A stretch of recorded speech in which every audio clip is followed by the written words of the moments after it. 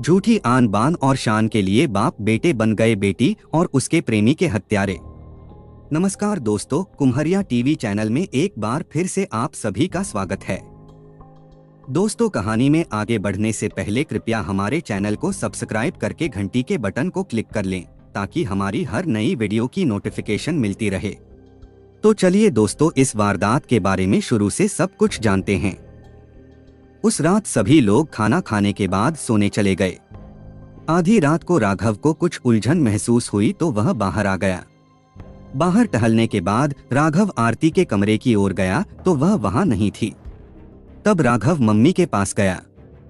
आरती वहां भी नहीं थी। इसके बाद राघव ने घर में सभी को उठा दिया, लेकिन बदनामी के डर से घर वालों ने शोर नहीं मचाया। पहले तो आरती की घर में ही तलाश की, फिर बाहर गांव में निकल गए, लेकिन आरती कहीं नहीं मिल रही थी। घर वाले समझ गए कि वह सतीश चौरसिया के साथ ही होगी। उसे तलाशता हुआ राघव जब अपने घर के पीछे पहुंचा तो वहां का दृश्य देखकर उसका खून खौल उठा। आरती और सतीश आपत्तिजनक स्थिति में थे। राघव इसे बर्दाश्त नहीं कर पाया।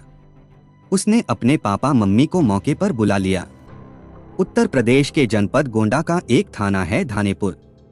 इस थाना क्षेत्र के अंतर्गत गांव मेहनौन आता है।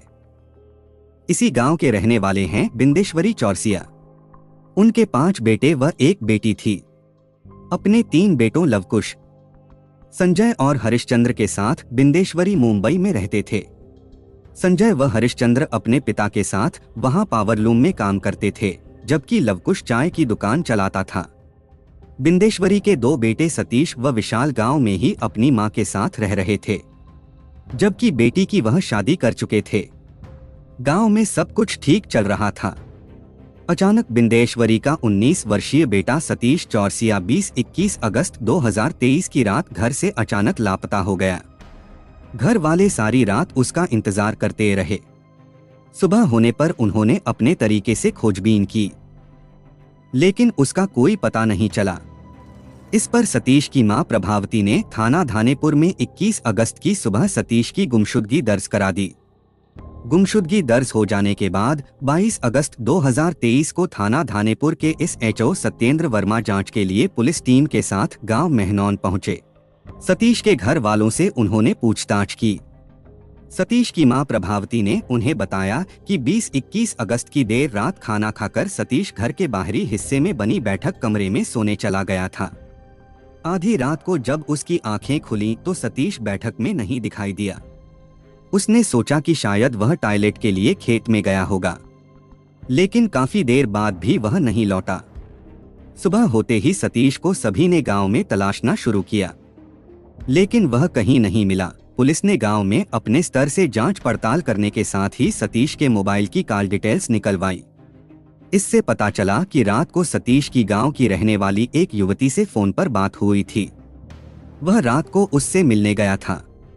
इसके बाद से ही वह लापता हो गया था। सतीश की मां ने बताया कि उसे पता चला है कि गांव की आरती भी अपने घर पर नहीं है। सतीश और आरती अपने घरों में नहीं थे। दोनों के इस तरह गायब हो जाने पर गांव में चर्चाओं का दौर शुरू हो गया। सभी दबी जुबान से कह रहे थे कि दोनों गांव से भाग गए हैं, अब कहीं जाकर शादी कर लेंगे। कोई कह रहा था कि आरती सतीश पर जान छिड़कती थी। 2 साल से चल रहे उनके प्रेम प्रसंग के बारे में कौन नहीं जानता। जितने मुंह उतनी बातें। इस जानकारी के बाद पुलिस आरती के घर पहुंची। घर पर आरती के पिता कृपाराम चौरसिया और भाई राघवराम चौरसिया मिले। आरती के घर वाले शांति से अपने घर पर बैठे थे। आरती के पिता कृपाराम से एसएचओ ने आरती के बारे में पूछताछ की। पहले तो उन लोगों ने पुलिस को अपनी बातों में उलझाया, कई तरह की बातें बनाई। कृपाराम चौरसिया ने बताया कि गांव का सतीश चौरसिया उनकी बेटी आरती को बहला फुसलाकर रात को अपने साथ भगा ले गया है, जिससे गांव में उनकी बहुत बदनामी हो रही है। तब एसएचओ सत्येंद्र वर्मा ने कहा कि आप लोग दोनों की तलाश क्यों नहीं कर रहे? अब तक थाने में रिपोर्ट दर्ज क्यों नहीं कराई? बाप बेटे इस बात पर बगले झांकने लगे। अपनी बातों से पुलिस को उन्होंने हर संभव उलझाने की कोशिश की। लेकिन पुलिस के तर्कों के आगे उनकी एक नहीं चली। पुलिस को पहले ही इस मामले में मुखबिर से महत्वपूर्ण जानकारी मिल गई थी। सतीश के मोबाइल की कॉल डिटेल्स से यह पता चल गया था कि रात को सतीश आरती के घर गया था। पुलिस ने अनहोनी का शक होने पर कृपाराम व उसके बेटे राघवराम को हिरासत में ले लिया। पुलिस ने दोनों से कहा, सीधे सीधे सच बता दो, नहीं तो पुलिस फिर अपने तरीके से पूछेगी। तब दोनों कहने लगे कि आरती की कई दिनों से तबीयत खराब चल रही थी। हम लोग इलाज के लिए उसे अयोध्या ले जा रहे थे। रास्ते में उसकी मौत हो गई। तब हमने अयोध्या में ही उसका अंतिम संस्कार कर दिया। सतीश के बारे में उन्हें कोई जानकारी नहीं है। बाप बेटे पल पल में बयान बदल रहे थे। तब पुलिस ने दोनों से सख्ती की, इस पर वे टूट गए और सतीश और आरती की हत्या करने का जुर्म कबूल कर लिया। इसके बाद SHO ASP शिवराज व CO शिल्पा वर्मा को घटना से अवगत करा दिया। दोनों पुलिस अधिकारी गांव पहुंच गए।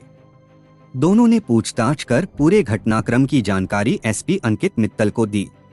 हत्या का जुर्म कबूल करने के बाद पुलिस ने आरती के भाई राघवराम की निशानदेही पर गन्ने के खेत से सतीश का शव, चारपाई व रस्सी बरामद कर ली। फोरेंसिक टीम व डॉग स्क्वाड को भी बुला लिया गया था। खोजी कुत्ता गन्ने के खेत के बाद दौड़ता हुआ राघवराम के घर पर जा पहुंचा। फोरेंसिक टीम ने भी घटनास्थल से कुछ साक्ष्य जुटाए। पुलिस ने मौके की कार्रवाई निपटाने के बाद शव को पोस्टमार्टम के लिए भेज दिया। वहीं आरती को बालू के टीले में दफन किए जाने की जानकारी पर SHO सत्येंद्र वर्मा ने DM से अनुमति ली। इसके बाद पुलिस टीम के साथ अयोध्या जाकर वहां के अधिकारियों से बात करके सरयू नदी के किनारे बालू के टीले में दफन आरती का शव निकलवाया। मौके की कार्रवाई के बाद उसका अयोध्या में ही पोस्टमार्टम कराया गया। सनसनीखेज दोहरे हत्याकांड का पुलिस ने 24 घंटे के अंदर ही पर्दाफाश कर दिया। इस डबल मर्डर की दिल दहलाने वाली कहानी इस प्रकार शुरू हुई थी। 19 वर्षीय सतीश चौरसिया का गांव की ही रहने वाली 18 साल की आरती चौरसिया से पिछले लगभग 2 सालों से अफेयर चल रहा था। दोनों एक ही जाति के थे। गांव के नाते सतीश का आरती के घर आना जाना था। दोनों ही जवानी की दहलीज पर कदम रख चुके थे। सतीश कदकाठी का कसा हुआ नौजवान था। वह सुंदर भी था। आरती उसकी ओर आकर्षित हो गई। जब भी सतीश घर पर आता, आरती उसे कनखियों से देखा करती थी। इस बात का आभास सतीश को भी था। वह भी मन ही मन आरती को चाहने लगा था। अब दोनों का बचपन का प्यार जवान हो गया था। जब कभी दोनों की नजरें मिलती तो दोनों एक दूसरे को देखकर मुस्कुरा देते थे। दोनों के बीच घर वालों के सामने सामान्य बातचीत होती थी। धीरे धीरे उनकी दोस्ती प्यार में बदल गई। अब दोनों की मोबाइल पर प्यार भरी बातें होने लगीं। फिर उनकी अक्सर गांव के बाहर चोरी छिपे मुलाकातें होने लगीं। प्रेमी युगल एक दूसरे का हाथ थामकर शादी करने का फैसला भी ले चुके थे। सतीश ने आरती से साफ लहजे में कह दिया था कि दुनिया की कोई ताकत हम दोनों को शादी करने से नहीं रोक सकती है। मैंने तुमसे सच्चा प्यार किया है और आखिरी सांस तक करता रहूंगा। आरती ने भी मरते दम तक साथ निभाने का वादा किया। आरती और सतीश खुश थे। दोनों अपने भावी जीवन के सपने देखते। दुनिया से बेखबर वे अपने प्यार में मस्त रहते थे। पर गांव देहात में लव स्टोरी ज्यादा दिनों तक नहीं छिप पाती।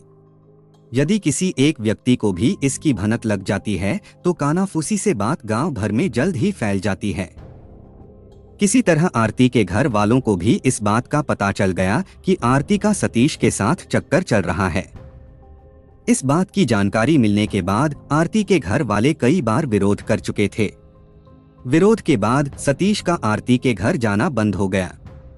लेकिन मौका मिलने पर दोनों चोरी छिपे मुलाकात जरूर कर लेते थे। 20-21 अगस्त 2023 की रात को जब राघवराम घर आया, उस समय आरती और उसकी मम्मी खाना बना रही थीं। पिता पास ही बैठे हुए थे। राघव पिता के पास जाकर बैठ गया। दोनों बाप बेटे कामकाज की बातें करने लगे। कुछ देर बाद खाना बनकर तैयार हो गया। तब मां ने आवाज लगाकर राघव व अपने पति को बुला लिया। दोनों खाना खाने किचन के पास पहुंच गए। किचन के पास ही बैठकर चारों ने खाना खाया। ये लोग आपस में बात कर रहे थे, लेकिन आरती कुछ बोल नहीं रही थी। आरती उन लोगों से नाराज थी क्योंकि घर वाले एक हफ्ते से उसे घर से बाहर नहीं निकलने दे रहे थे। दरअसल आरती अपने प्रेमी सतीश से चोरी छिपे मिलती थी, जिसकी जानकारी होने पर उस पर रोक लगाई गई थी। आरती और सतीश के प्रेम प्रसंग की वजह से गांव में उनकी बदनामी हो रही थी, जो घर वालों को बर्दाश्त नहीं थी। लेकिन यह बात आरती नहीं समझ पा रही थी।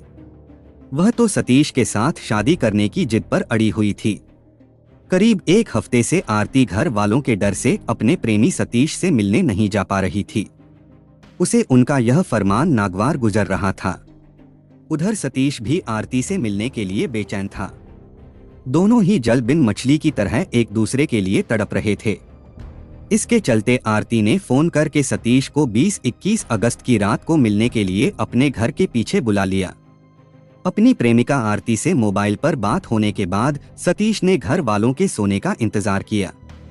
रात 12:30 बजे जब घर वाले सो गए तो वह बाहर की बैठक कमरे से निकलकर आरती के घर जा पहुंचा। उस समय आरती के घर वाले भी गहरी नींद में सोए हुए थे। आरती बेसब्री से उसी के आने की बाट जोह रही थी। उसे एक एक पल काटना भारी हो रहा था। सतीश जैसे ही आरती के घर के पास पहुंचा, फोन करने पर आरती दरवाजा खोलकर बाहर आ गई। दोनों एक दूसरे का हाथ थामे वहीं घर के पीछे झाड़ियों की आड़ में चले गए। वहां पहुंचते ही दोनों ने एक दूसरे को अपनी बाहों के घेरे में कस लिया। दोनों एक दूसरे से पूरे एक हफ्ते बाद मिले थे। घर वालों से बेपरवाह होकर युगल प्रेमी कानाफूसी में इतने मगन हो गए कि उन्हें किसी बात का एहसास ही नहीं हुआ। दोनों ही तनमन से प्यासे थे। वे अपने जज्बातों पर काबू नहीं कर पाए और दो तन एक हो गए। रंगे हाथों पकड़े जाने पर डर की वजह से सतीश प्रेमिका के घर वालों से अपनी गलती की माफी मांगने लगा, मगर आरती के पिता व भाई के सिर पर खून सवार था। घर वाले दोनों को पकड़कर पीटते हुए घर में ले आए। बाप बेटे डंडे से सतीश की जमकर पिटाई करने लगे। अपने प्रेमी की हालत देखकर आरती रो पड़ी। प्रेमी के साथ पकड़े जाने पर आरती ने पिता और भाई से उसे छोड़ने की काफी विनती की। आरती ने उनके सामने हाथ जोड़कर कहा, मैं सतीश के साथ ही जीना और मरना चाहती हूँ, इसलिए मारना है तो हम दोनों को ही मार दो, एक को नहीं। बेटी की इस गुहार पर भी पिता कृपाराम व भाई राघवराम का दिल नहीं पसीजा। आरती जब बीच में आई तो राघव ने डंडे से उसे भी मारना शुरू कर दिया।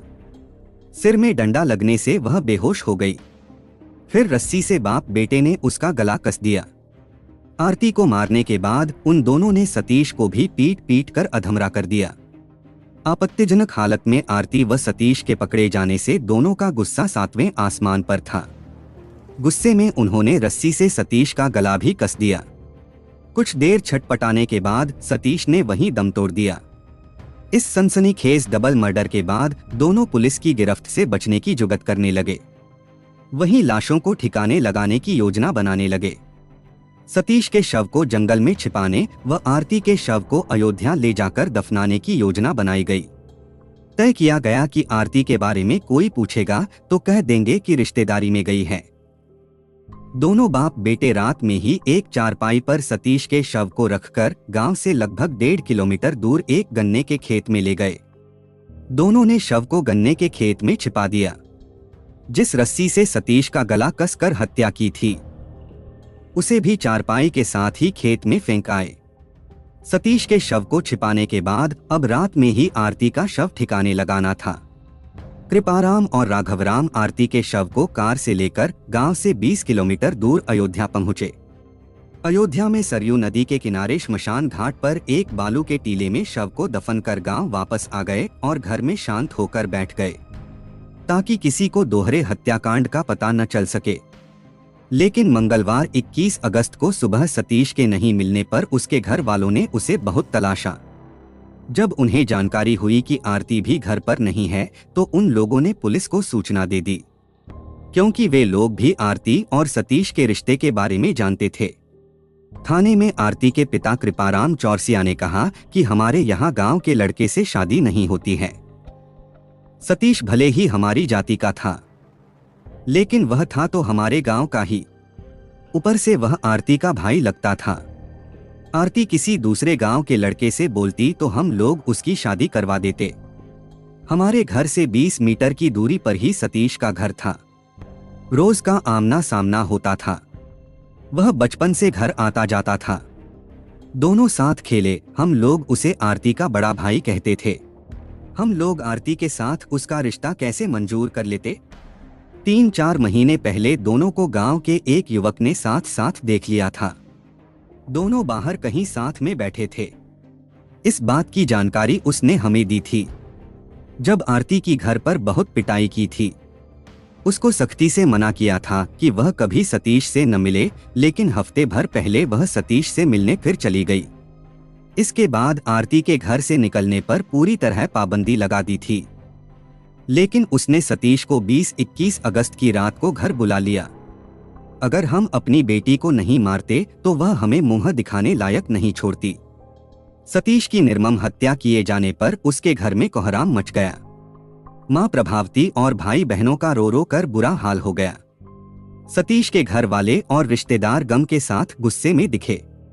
सतीश की मां प्रभावती का कहना था कि आरती के पिता कृपाराम चौरसिया, भाई राघवराम के साथ ही उसका चाचा आज्ञाराम और उसका बेटा विजय भी इस हत्याकांड में शामिल हैं। कृपाराम व राघवराम ने भी थाने में पुलिस को उनके नाम बताए थे, लेकिन पुलिस ने केवल बाप बेटे को ही गिरफ्तार किया है। आरती के पिता व भाई ने जुर्म कबूल कर लिया। इससे आरती के चाचा आज्ञाराम और उसके बेटे विजय को राहत मिली है, मगर सतीश की मां अपने बेटे को न्याय दिलाने की खातिर अभी भी मामले में आज्ञाराम व विजय को आरोपी बनाए जाने की मांग कर रही है। उसका आरोप है कि जिस तरह से दोहरे हत्याकांड को अंजाम दिया गया है और दोनों की लाशों को घटनास्थल से हटाया गया है, उसमें सिर्फ 2 लोग ही शामिल नहीं हो सकते। प्रभावती अंतिम सांस तक सभी दोषियों के खिलाफ कड़ी कार्रवाई के लिए संघर्ष करने की बात कहती है। गांव में हुए दोहरे हत्याकांड के खुलासे व आरती के पिता व भाई द्वारा हत्या करने का जुर्म कबूल करने तथा दोनों की गिरफ्तारी से गांव के लोग सन्न रह गए। गिरफ्तारी के बाद आरती के अन्य परिजन घर में ताला लगाकर भाग गए थे। पूरे गांव में इसी घटना की चर्चा हो रही थी। वहीं सतीश की हत्या की सूचना सोमवार को ही मोबाइल से पिता बिंदेश्वरी प्रसाद चौरसिया को दी गई। वे ट्रेन से मुंबई से गांव पहुंच गए। वे अपने बेटे की हत्या पर फफकते हुए बोले, पता होता कि उसकी हत्या कर दी जाएगी तो उसे भी अपने साथ मुंबई ले जाते, बेटे को तो न खोना पड़ता। बिंदेश्वरी ने रोते हुए कहा कि फांसी की सजा देने का अधिकार तो सिर्फ अदालत को है, लेकिन बाप बेटे ने मिलकर जल्लाद की तरह मेरे जिगर के टुकड़े सतीश को फांसी दे दी। ऑनर किलिंग के हत्यारों कृपाराम व राघवराम को गिरफ्तार करने वाली पुलिस टीम में SHO Satyendra Verma, SI Vijay Prakash, head constable दया यादव, कुशार यादव, आशुतोष पांडे, अमरीश मिश्रा व कांस्टेबल ऋषभ शामिल थे। SP अंकित मित्तल ने 24 घंटे में डबल मर्डर का पर्दाफाश करने वाली पुलिस टीम को पुरस्कृत किया। गुमशुदगी की रिपोर्ट को भादंवी की धारा 302 और 201 के तहत प्रेमी युगल आरती चौरसिया व सतीश चौरसिया की हत्या के आरोपी कृपाराम चौरसिया व उसके बेटे राघवराम चौरसिया को गिरफ्तार कर 23 अगस्त 2023 को पुलिस ने न्यायालय में पेश किया, जहां से दोनों को जेल भेज दिया गया। दोस्तों, हंसते खेलते युवा प्रेमी युगल को मौत की नींद सुला दिया गया। जहां आदमी चांद पर पहुंच रहा है, जमाना चाहे कितना भी आगे बढ़ गया हो, लेकिन दकियानूसी सोच उन्हें आगे नहीं बढ़ने दे रही। कृपाराम और राघवराम जैसे लोग समाज में नासूर बने हुए हैं, जो झूठी आन बान और शान के लिए ऑनर किलिंग जैसे अपराध कर बैठते हैं। दोस्तों, इस तरह की आपराधिक मानसिकता वाले लोगों से हमेशा सावधान रहें और अपनों का ख्याल रखें। मिलते हैं फिर अगली वीडियो में नई कहानी के साथ। आप सभी का बहुत बहुत धन्यवाद।